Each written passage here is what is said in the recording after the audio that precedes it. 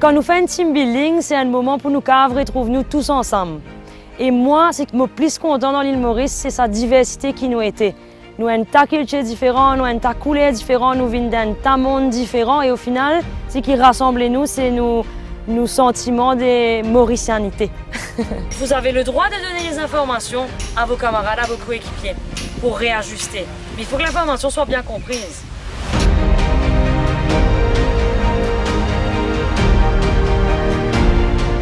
Sur les ateliers spécifiques qu'on propose avec nos intervenants, qui viennent du monde des pompiers, qui viennent du monde de l'éducation, qui viennent du monde du sport de haut niveau, eh bien, notre but c'est d'avoir un prisme différent pour aller parler de valeurs du monde de l'entreprise et puis se servir d'exemples, d'anecdotes, de situations vécues qui sont un peu extrêmes sur certains types de professions pour se dire nous, dans notre quotidien d'entreprise, ça peut ressembler à ça.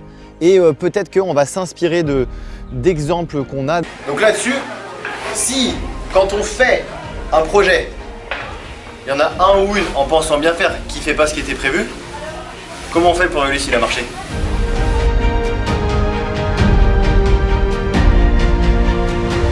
Lorsque j'interviens chez Sport Team Building, ce qui me tient beaucoup à cœur, c'est de pouvoir passer le message de collaboration, de coopération. Pour moi, nous sommes plein de personnes très différentes qui apprenons à travailler ensemble et lors des événements team building, la richesse, c'est de nous servir de notre différence pour avancer. Quand nous tous disons ensemble pour un team building, un seul message qui est vraiment important pour moi.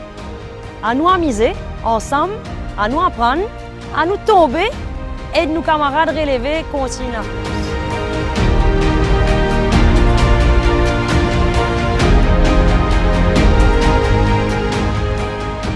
Dans le sport de haut niveau, par exemple, où les choses sont toujours très exacerbées, très exagérées, pour se dire ce comportement ou cette notion clé, c'est ça qu'on peut réutiliser si on change juste le mot sport de haut niveau par le mot entreprise.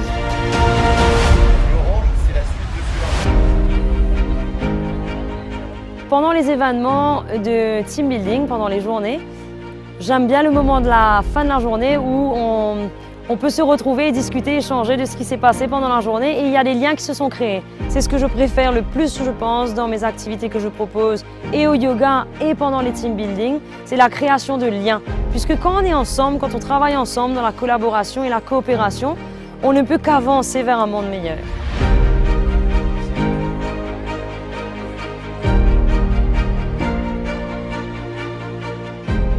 Dans les notions qui me tiennent vraiment à cœur quand on fait des team building, c'est la notion de responsabilité partagée et de commitment, d'engagement partagé. C'est-à-dire qu'on a toujours des leaders et des équipiers et il y a une responsabilité réciproque. Il y a un confort dans chaque statut qu'on a. Il y a un confort à être leader, il y a un confort à être équipier.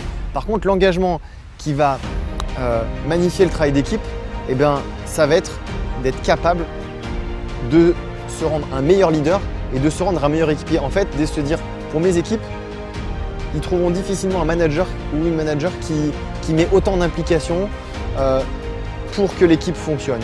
Et à l'inverse, quand on est équipier, ça va être de se dire, moi je voudrais que mon manager se dise, c'est dur de trouver un équipier qui essaye autant de faire avancer la cause commune.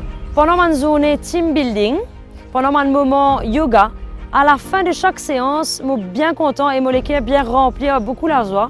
Parce qu'ils m'ont réalisé que grâce à ce moment-là, je suis capable de gaver, je suis capable de vivre ensemble et comprendre que la plus grande richesse de l'humanité, c'est nous mettre nous ensemble, nous rassembler nous de la force pour nous avancer vers un avenir meilleur.